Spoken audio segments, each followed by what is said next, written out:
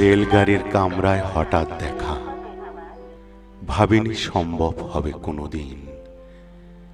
আগে ওকে বারবার দেখেছি লাল রঙের শাড়িতে, ডালিম ফুলের মতো রাঙা। আজ পড়েছে কালো রেশমের কাপড়, আঁচল তুলেছে মাথায়। দোলন চাপার মতো চিকন গোর মুখখানি ঘিরে মনে হলো কালো রঙে একটা গভীর দূরত্ব ঘনিয়ে নিয়েছে নিজের চারদিকে, যে দূরত্ব সর্ষে ক্ষেতের শেষ সীমানায় শাল বনের নীলাঞ্জনে।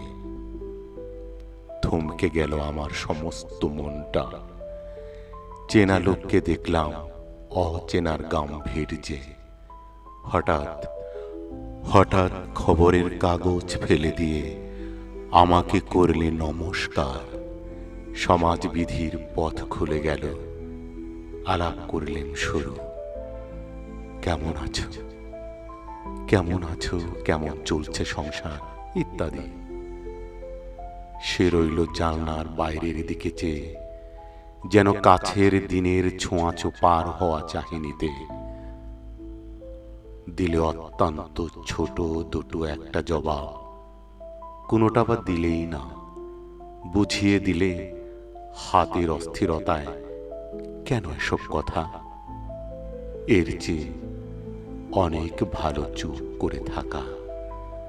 আমি ছিলাম অন্য বেঞ্চিতে ওর সাথীদের সঙ্গে। এক সময় আঙুল নেড়ে জানালে কাছে আসতে মনে হলো কম সাহস নয়।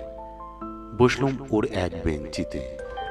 গাড়ির আওয়াজের আড়ালে বললে মৃদুস্বরে, কিছু মনে করো না।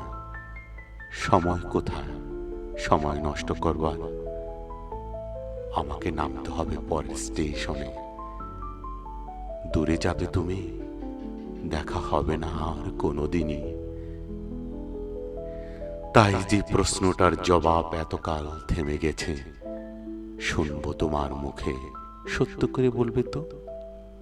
আমি বললাম, বলবো। বাইরের আকাশের দিকে তাকিয়ে দেখলাম এবং শুধলাম, আমাদের গেছে যে দিন, একেবারেই কি গেছে, কিছুই কি নেই বাকি। একটুকু রইলেম চুপ করে, তারপর বললেন, রাতের সব তারাই আছে দিনের আলোর গভীরে। খটকা লাগলো, কি জানি বানিয়ে বললাম নাকি। ও বললে, থাক এখন যাও ওদিকে। সবাই নেমে গেল পরের স্টেশনে। আমি চললেন একা, আমি চললেন একা। ধন্যবাদ। হঠাৎ দেখা রবীন্দ্রনাথ ঠাকুরের লেখা কবিতাটি আবৃত্তি করবার চেষ্টা করলাম। আমি নাজমুল হাসান।